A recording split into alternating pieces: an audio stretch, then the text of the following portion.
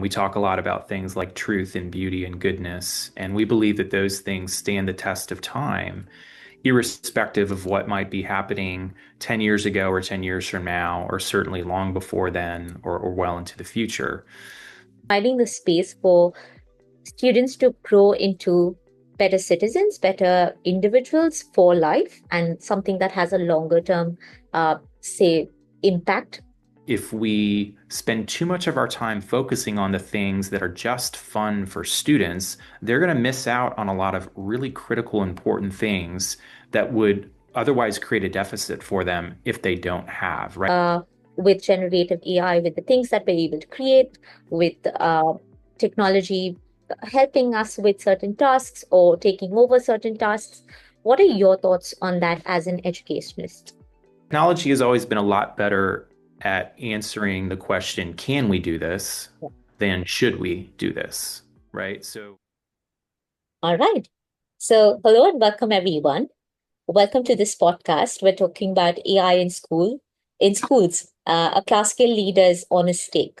So, in the age of algorithms and automation, what does it really mean to cultivate a truly human education, with truly human centered education? I'm Chelsea Dean. I'll be your host today.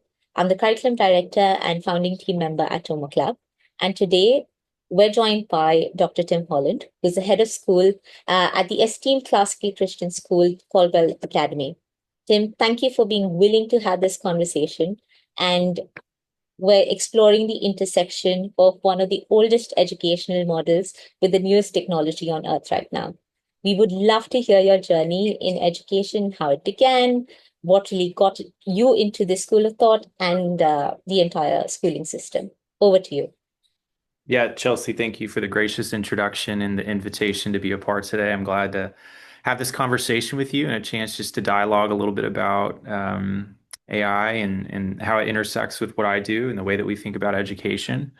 My foray into education maybe was a little different from some others. I wanted to be a basketball coach, and so I knew some of the impacts that people had had in my life as I was a student coming up, and so I had some opportunities in college to scratch that itch, and in doing so realize, well, if you're going to do this, ideally you're going to be on campus with the kids that you're going to be coaching on a daily basis. So I started as a teacher in the classroom, and over time had a chance to progress into more administrative roles. I'm originally from South Florida, and know and love that area just north of West Palm Beach. Um, Got started after my time as a teacher and a principal, or a teacher and a coach. Eventually made my way to become a principal, a high school principal in private schools. Um, Relocated to Knoxville, Tennessee, in 2016. Spent 4 years there that were great. And then from there, I'm about to enter my sixth year here at Caldwell Academy. Came here right in the middle of the pandemic in the summer of 2020. And it's been 5 great years so far. I've learned a lot about our community and the special place that I have the privilege of serving and leading, and some wonderful educators that I get to partner with on a daily basis. Our school just celebrated its 30th anniversary, so we've had plenty to celebrate around that.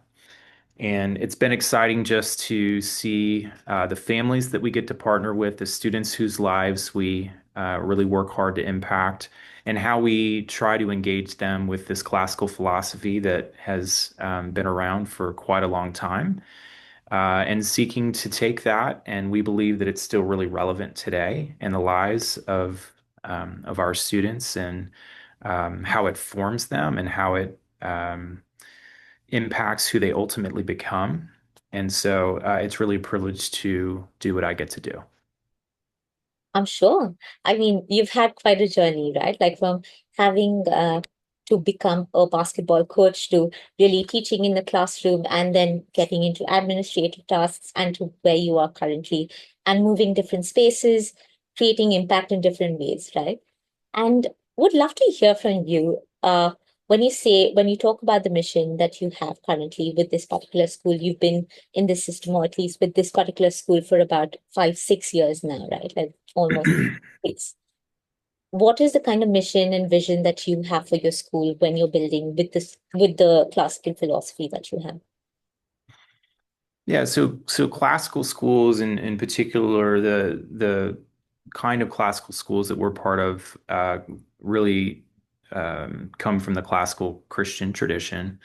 There was really a resurgence of schools like ours in the mid 90s of kind of seeing some of this thinking from people like Dorothy Sayers and Charlotte Mason come together and inform a way of educating children that was based on something that was very much informed by the Western tradition and Western civilization and great books. And we talk a lot about things like truth and beauty and goodness. And we believe that those things stand the test of time, irrespective of what might be happening 10 years ago or 10 years from now, or certainly long before then or well into the future.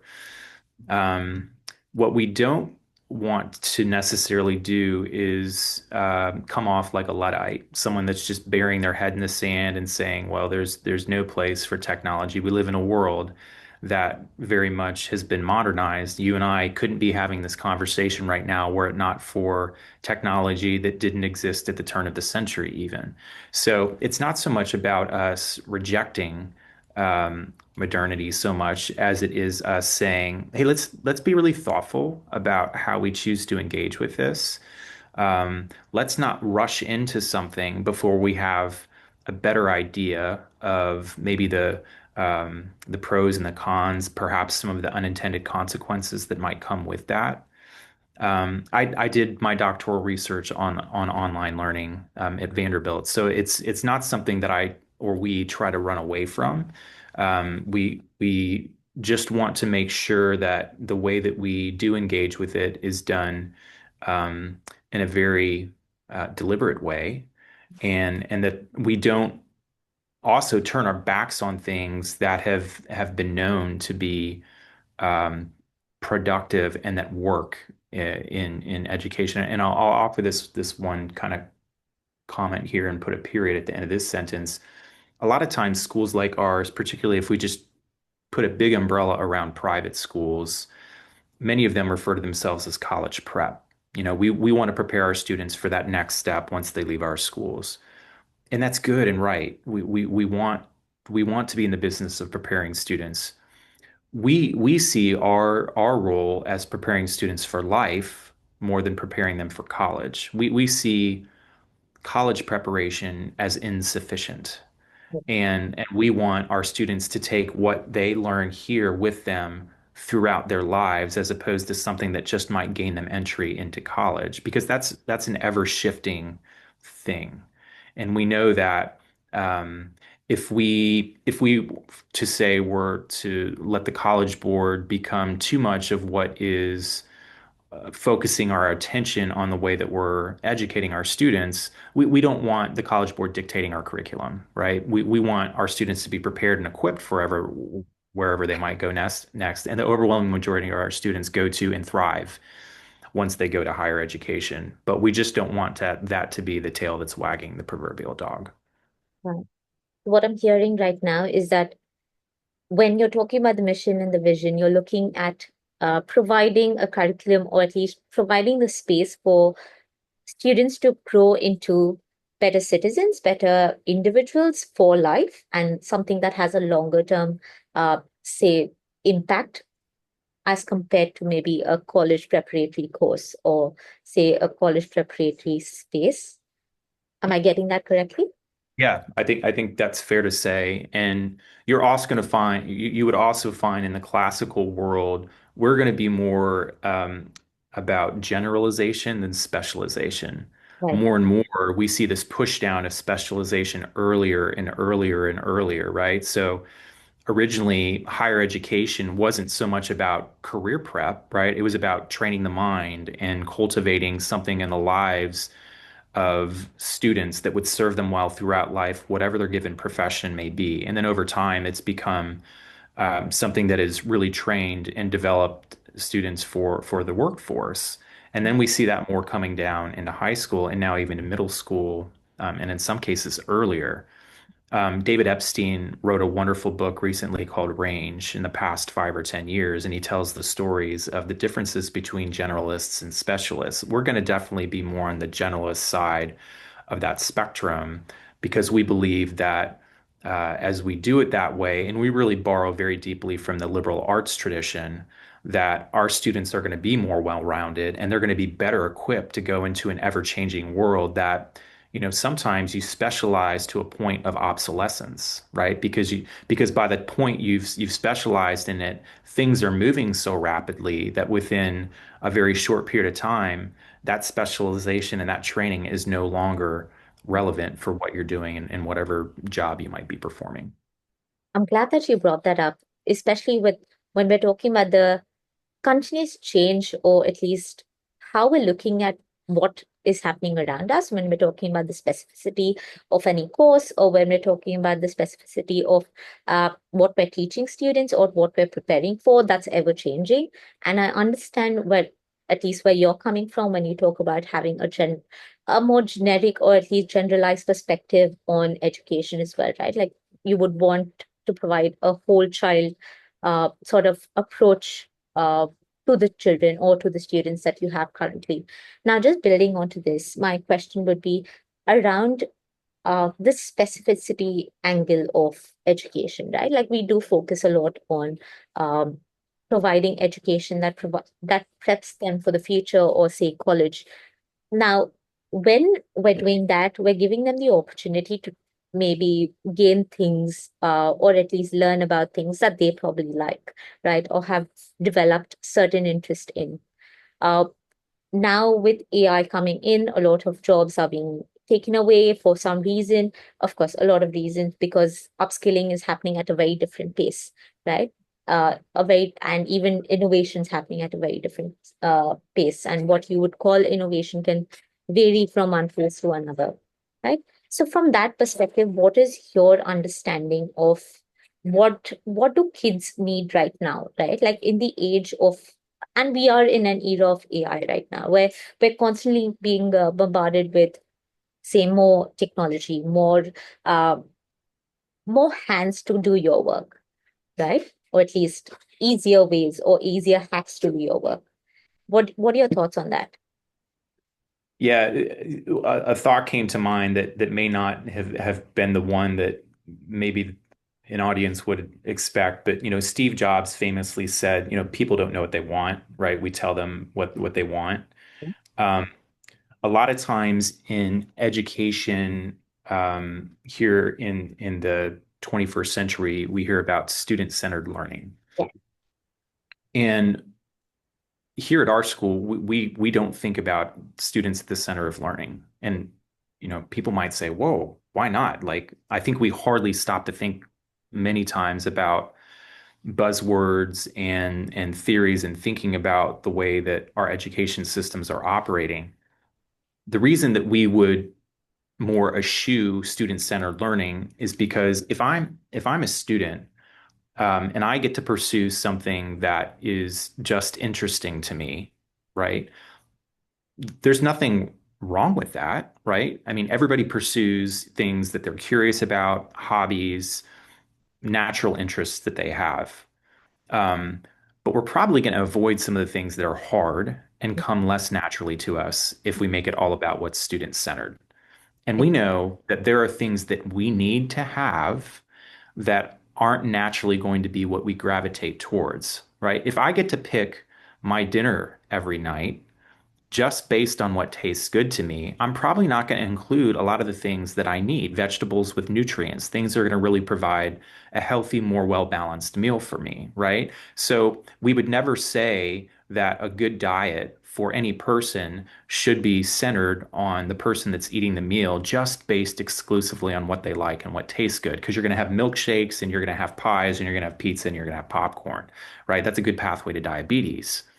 So in terms of the diet that we set before our students, we don't want it just to be about, you hear a lot about gamification, and perhaps there's a place for that, But if we spend too much of our time focusing on the things that are just fun for students, they're going to miss out on a lot of really critical, important things that would otherwise create a deficit for them if they don't have, right? And those muscles are going to atrophy over time because they haven't worked them out.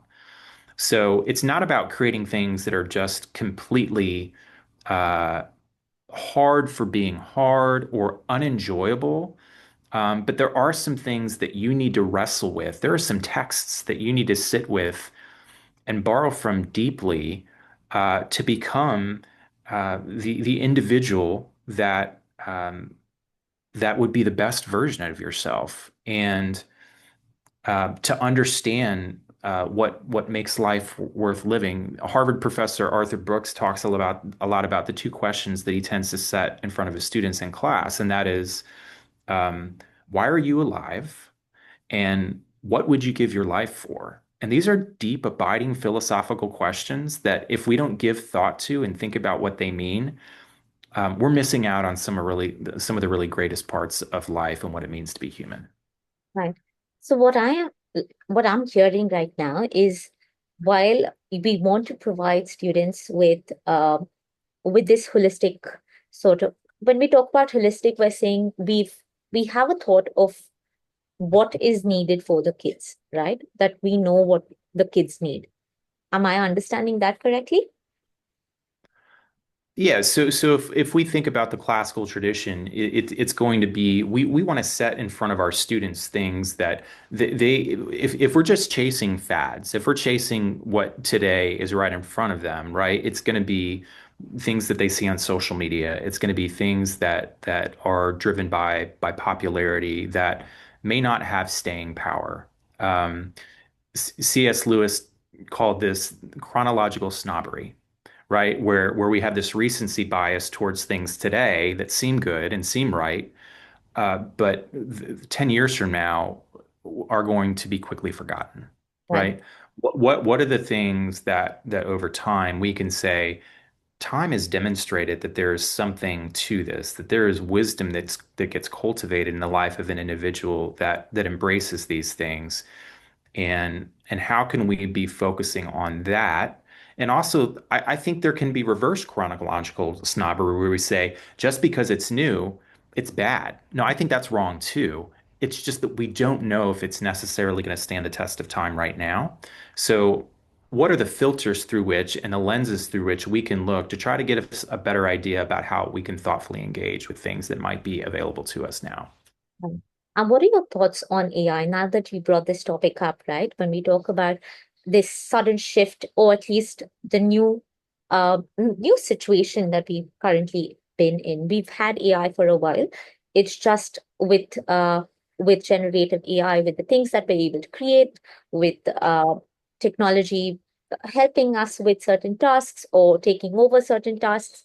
What are your thoughts on that as an educationalist? Well, technology has always been a lot better at answering the question, can we do this, than should we do this, right? So, um, if I'm in Silicon Valley, I know that I can um, develop things that have never existed before in the education space, in the general economy, because we figured out a way to do it. Yeah. Rarely do we have philosophers, humanists, ethicists sitting around going, "Hey, is that really a good idea? What are going to be the long-term consequences of that?" Um, and for forever, Hollywood's film industry is littered with these apocalyptic visions of what could happen in a world that fails to ask the right questions around, "Hey, should we really be doing this?" And so slowing down is not a pace that technology seems to thrive within, right? It's not, no, we're picking up speed here. You think back to 20 or so years ago when iPads began to flood classrooms. And it was this unquestioned idea that this is going to be better and this is going to help students learn. Well, fast forward to today, we don't have a lot of evidence to support learning outcomes that directly derived from that, right? We learned that there were things that uh, you know maybe came from that perhaps were fun.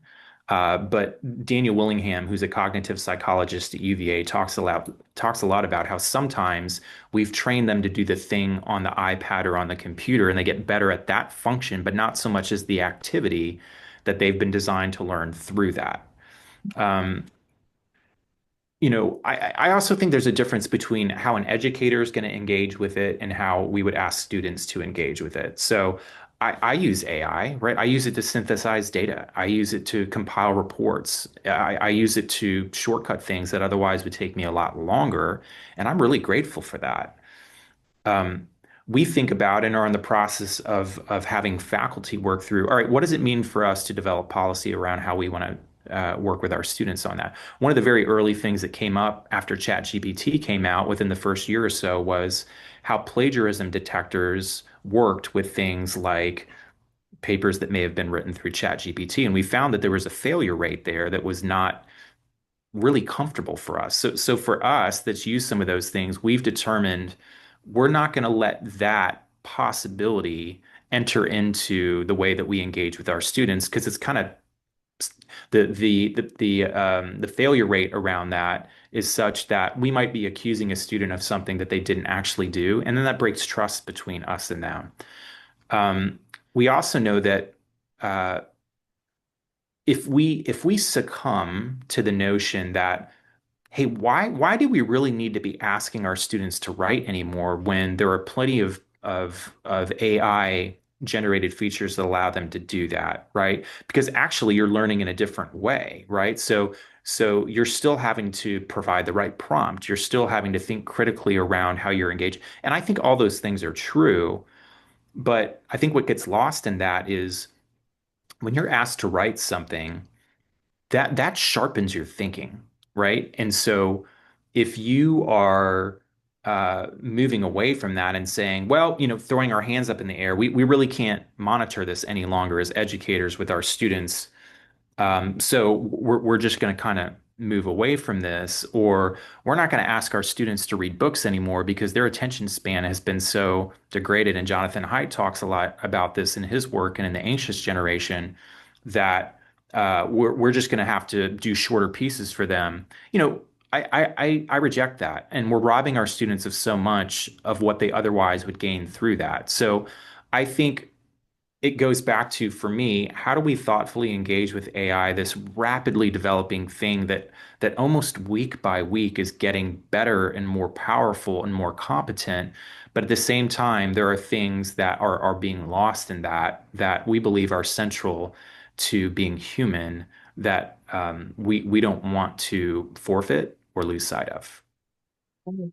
And when we say that we're building at a pace, or at least we're going at a pace where uh, we're finding it difficult to at least match paces, right? We're in a space where we're unable to understand or at least reason with why we should or we should not probably use any sort of technology for that matter, right? And from just building on to what you're saying, I do believe that in some capacity there is sort of a space of mistrust that is getting created between teachers and students because Right. of I wouldn't say generative AI, but because of how it is being used, or at least the responsible use of these policies within schooling systems and within the classrooms are yet to be formulated. A lot of teachers, a lot of schools are already ahead uh, in formulating these as soon as they came in. Some of them have completely banned it, right? And what you're saying is that you're not advocating for a complete ban. Am I getting that correctly? Yeah, that's right. And Chelsea, you bring to mind something that I shared with my team recently. I might get details of this wrong, but I hope to get the spirit of it right. There was a piece, I think, in the New Yorker, maybe written by a Yale professor within the past couple of months, and he's in their humanities department. And he wrote his piece was surprising because he said, uh, you might think that our biggest challenge is dealing with how to police the use of AI from our students, but in fact, we can't get them to use it because we have so scared, and you're familiar with that as well. They're so scared that they're going to get expelled or suspended because of all of these things we've set in front of them as warning signs. And I think he kind of felt like they overcorrected to a point that now maybe they're missing out on an opportunity to engage in a way that could be useful for them. And again, this is coming from a humanities prof. So, right, everything has, you know, certain boundaries to it. And if we overcorrect and if we let the pendulum swing too far in one direction or the other, um, that maybe can take things out of whack for us. So I just that was a piece that resonated with me that I thought, okay, this is interesting coming from somebody in the humanities field that's seeing, hey, maybe we've actually done a little harm to our students by scaring the pants off of them around anything that would get too close to AI engagement at all. Right. Absolutely right. Like, and at some point we're creating ethical frameworks, we're creating these philosophical frameworks that um in order to use AI, which is going to probably become completely obsolete in some time, right? Or at least some of the tools might become obsolete. How do you even keep up, right? Not just as a school leader, but even as an individual working with others, right? What are your thoughts on that? How do you like what is the right or the wrong job or the profile for AI to be used in your field? Yeah, well, it can be overwhelming, right? You know, if we let it become this existentially overwhelming thing that we realize we really can't keep up with this crescendo, this wave, that there's no stopping it, um, that can be really hard to sit with. Um, I think we have to step back and realize that this thing is going to happen, and um, whether we like it or not, we're probably not going to be able to put our foot down and just stop it, right? There's probably no congressional activity that is going to just completely keep toothpaste in the tube, right? That's not going to happen. This is happening internationally, Yeah. domestically, and it's moving at such a rapid pace that one if we think about the Christian tradition, one of the things that we know is that there's this notion of being in the world but not of the world. And I think that's really a great proxy for us to say, all right, if we want to engage really thoughtfully with things, how do we do so in a way that says, we're here, it's 2025, we're all alive. But we can make choices around what we choose to give ourselves to. And we can make choices around how we choose to engage with things. We don't have to just accept things that are given to us um, in thoughtless ways, right? We can choose to slow down and say, let's be really methodical about this. Let's be really deliberate about this. How does this align or not align with our value system? And then on that basis, and what we believe is right for our children, what are we going to choose to do for them? When are we going to introduce cell phones for them and social media for them? And Haidt talks a lot about collective action, right? And coming around in communities and saying this is how we're going to make decisions together that we believe will be in the best interest of the most vulnerable among us. Right. And again, just building onto this, when you talk about choosing what is right for us, even from a Christian philosophy, right, of being in the world but not of the world, even being in the world, you have some sort of responsibility towards it, right? Yeah, that's Even right. and even with this responsibility, what would you say when you talk about having that sort of ability to take a step back and look and really uh, analyze or critically analyze anything that's coming to you, how would you say a student should do it, or at least be a part of such systems? Because if we're saying that we want to provide students with the knowledge or at least the information that we think is best for them or the resources that we think is best for them, how do we inculcate that sort of critical thinking and that sort of logical thinking in students then? Yeah, so in a lot of classical schools, we'll talk about teaching students how to think as opposed to what to think. I don't know that it's always quite that simple. There's always a certain worldview in a place that we're coming from that has some what in it. But the overriding notion of that, of course, is that we want to be principled and we want to provide structure and kind of have an architectural basis for the way that we want our students to be able to develop an argument and construct a framework around things.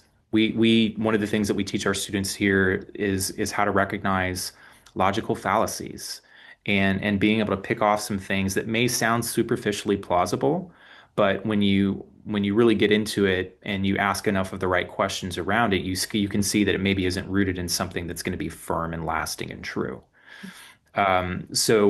So we kind of base our educational philosophy around the trivium, which has a grammar stage, a logic stage, and then a rhetoric stage. And through that, right, we progress at the lowest level from a very rote-based learning. And then over time, when we get to the rhetoric stage, we want our students to be able to form cogent arguments, right, and be able to think about things in ways that they can hear something, but not just accept it because they've heard it. Not to the point of being cynical, but being winsome around the way that they do that, right? And being able to interact with their fellow man in a way that hopefully is contributing to the common good. I mean, this is what we want from our students to, like you said at the outset of our conversation, to become really good, flourishing citizens. So all of those things really go into and factor into the way that we think about how we're setting things before our students. Right. And how would you approach this reality of students have phones at home, right? Like they, or at least if they don't have phones, they have some sort of devices at home. Um, and they are engaging with AI or they are engaging with technology, are on social media platforms. What are your thoughts? Like how would you approach this reality? And is it about trying to control this situation, which seems next to impossible, right? But is it just something else altogether? Well, we realize that there's so much that we can do from 8 to 4 o'clock Monday through Friday during the school year, right? So we talk a lot about partnership with our families. Increasingly, we've identified the importance of setting resources in front of our parents, be that books, um, bringing in speakers to talk to them on parenting, on technology. I have coffee chats over the course of the school year where we try to set some things, research before them to think about as well. So we're not going to be very successful if we try to go this alone. We know that it has to be a relationship that we have with parents.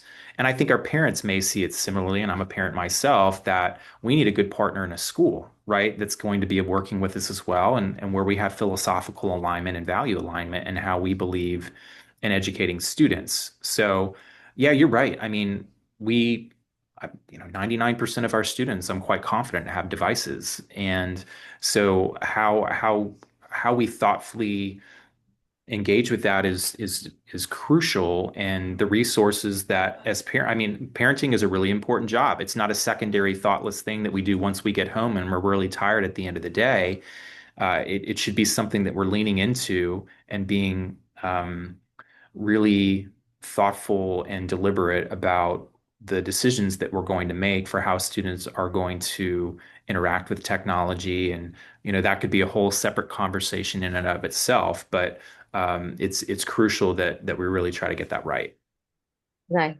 And what would be one or at least a few, um, say, I wouldn't say rules, but what would be some of the directions that you would probably suggest to parents or to school leaders in terms of the responsible use of AI in whatever work, either work or, life for them? Yeah, I mean, I think it starts with acknowledgement and conversation, right? So if you're a parent, and you've got a teenager in the home, they might know a lot more about it at this stage than you do. Um, Throwing your hands up in the air and saying, well, I guess they just know more, doesn't make the matter any better. We can have conversations about this. We can talk around the dinner table around what they know and what we might not know. And um, we can educate ourselves, right? As parents and as educators, teachers, to say, I want to know more about this so that I can be better informed and, from, whether your role is going to be at a policy level or whether you're in the classroom, whether you're just a parent at home that's busy and you don't want your busyness to consume you to the point that you look back someday when your kids are out of the house and thought, I really missed an opportunity there, and I let that slip by. Um, so, we talk to our parents here a lot about like, there's no benefit in letting your students have their cell phones next to the bed as they're going to sleep terribly. They're going to, who knows what they may be engaging with that you might not feel good about. Collective action, like I mentioned before, is really important. The earlier that you can do that and say, this is our core group of people and friends that are social circles with our students. We're going to agree that we're not going to let our students have a cell phone or an iPad or social media or engage with AI in any meaningful point until they're such an age. And people like Jonathan Haidt have some great guidance markers out there for families to look at and to follow and to say, hey, these maybe are some practices that we should consider as we think about what's right for us. Here at school, we moved away from cell phones during the school day a couple years ago. We have yonder pouches that our students, they don't love them, but it's changed things. And you walk around lunch and you walk around campus and you find more conversation happening and more smiles happening. And it's not 24/7. When the school day is over, they get them back, and we don't get control with that all the time. But with respect to the learning day and not presenting, an opportunity where, they walk into their classroom and perhaps the analogy might be when you and I were growing up, we would have never brought in a TV and a radio and a guitar and video games and put it on our desk at the same time that we were trying to learn. We wouldn't have learned anything. So how do we remove some of those distractions to try to present an environment for our students that heightens the opportunity that they're going to learn the things that really matter? Right. I hear you. But I'm also thinking about your statement about overcorrection, right? I'm trying to think about how probably pushing for uh, not having cell phones might create opportunities for creating a way to get more cell phones or get cell phones in the classroom. I'm sure that that must have been something that you must have already tackled with maybe 2 years back, right? About how when we focus on things that we want to remove, right, we find ways to get them back, no matter how, right? And just building on that thought, just towards the end now, looking forward, what is one timeless classical skill that has become more valuable, not less, and precisely because of the rise of AI? Mm. I want to make sure, Chelsea, I understand what you're getting at. Are you asking me if there's something that AI brings to the table that interacts well with our thinking that could complement it in a way that is that what you're asking? Quite contradictory, actually. I'm asking what is one Okay. skill, right? What is one timeless or classical skill that you think has become more valuable now, especially in this particular age of AI? So, yeah. Yeah, good. Thank you. Uh, I think anything that pushes us closer to being human uh, always wins. And what I mean by that is um, AI is increasingly developing ways for us to um, isolate, disassociate in some ways, right? And there's chatbots, and I could have a relationship with an AI, whether it's agentic or companion. It's something that I would be looking to have a relationship with.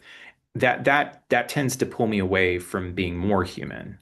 That's not to say that there might not be some utility that could be provided and somebody that can make my life a little easier because I can outsource some of the kind of day-to-day thing. That's not so much what I'm referring to. But, you know, the more that we offload certain tasks, the more that I think we cognitively impair ourselves, right? We make it a little more difficult to reason around things that we should be able to engage with. And I think there's all kinds of long-term cognitive impairment that can come from that. That's maybe more of a mechanical thing, but I'm thinking about it more from a kind of a philosophical standpoint of what it means to be human and for us to really interrogate that and think about what that means and how it means to relate to my fellow man and to my fellow woman in a way that says, I want to treat you the way that I want to be treated, right? And I want to place you before me. I want to say that that the things that the needs that you have and the things that are important to you should be important to me because I shouldn't want to live in a way that is so self-centered, that is so about my own self-care that I'm forgetting to care about my community and my fellow man and women that are around me. And so I think that's one of the tensions, right, that we're going to be navigating in the years to come is how do we walk that path in a way that doesn't move us further and further away from what it means to be human? Absolutely. And from what you're saying, I think I'm coming down to two particular skills where we can think about communication and empathy, right? As the core of what we would want within our community, right? I think we often do take a step back in terms of what the other might feel, what the other might be at, or where the other might be at, just because we have our interest at hand. And that's completely okay at some points. But of course, what is the core of being in a community and growing as a community? So thank you so much, Dr. Tim. I think absolutely, I completely agree with this particular skill and with this valuable, I think, lesson for us to really take back from this as well. We do have one last question, and this is sort of a tradition that we follow throughout our podcasts, where we ask our previous guests to pose a question for our next ones, right? So we recently spoke with a superintendent who was leading through a very different set of challenges, and he was very curious to know from a leader like you, what is the internal monologue or mental model that you rely on when you face a major setback without letting it lead to personal burnout? Yeah, that's a great question. I think we always want to be, as leaders, resilient, um, but we're also not bulletproof, right? And to the question that was being asked, if we try to pretend like we are bulletproof, right, that ultimately is going to come at a cost. It's going to come at a cost to our physical health, to our emotional health, to our mental health, whatever that might be. So setbacks are inevitable. They're going to happen, right? We want to try to mitigate those by not self-inflicting them whenever possible. But even when they're not self-inflicted, we know that the crisis, the setback may come because it just lands in your lap, and you don't always get to choose when it lands in your lap. So um, I think a lot about our resilience and our strength is best in numbers because teams outperform individuals every time. And we're going to do a lot better weathering those setbacks when they come our way, when we can do it with a group of people that are linked arms, that has strong trust with each other. If I have a group of people that I've worked hard to build trust with, we're going to do a lot better against these challenges that come our way than if we're fractured, if we're siloed, if we're not strong, and then we're trying to go at it in ways that feel much more isolating. So I think the strength of a team, there's strength in numbers. That makes me feel a lot better and have a lot more hope and optimism around how we deal with those setbacks inevitably when they come our way. Absolutely. I mean, I'm at a short of words because I think this is extremely insightful, even for anyone else listening to what you just shared, especially with whether it's a corporate setup, whether it's a private setup, whether it's in the public setup, right? I think this is absolutely crucial to build trust with the people that you work with. And not just that, as a leader, you might want to take a step back to really look at what is really happening, really talk about what I require or what you require as well, right? And really talk about it and get familiar and accept what is happening in that moment. So thank you Yeah. so much, Dr. Tim. I think this was absolutely insightful and uh, very engaging as well. I would love to hear your thoughts before we leave. Any thoughts that you have and you would like to share with our audience? Well, Chelsea, again, just thank you for the gracious invitation. I was a little bit like, I don't know if I'm going to be the best fit for this. And, thankfully, one of your teammates was persuasive enough to offer another invite and way for me to think about this. But I've really enjoyed our conversation and just the gracious way that you set some of the questions before me. And I know it may be a little different take from some of your typical guests, but I've enjoyed being able to share some of that and give some insight into the way that we think about things. And all the best to you guys and the good work that you're doing going forward. Thank you so much, Dr. Tim. Thank you for watching. Join our journey at Tomo Club,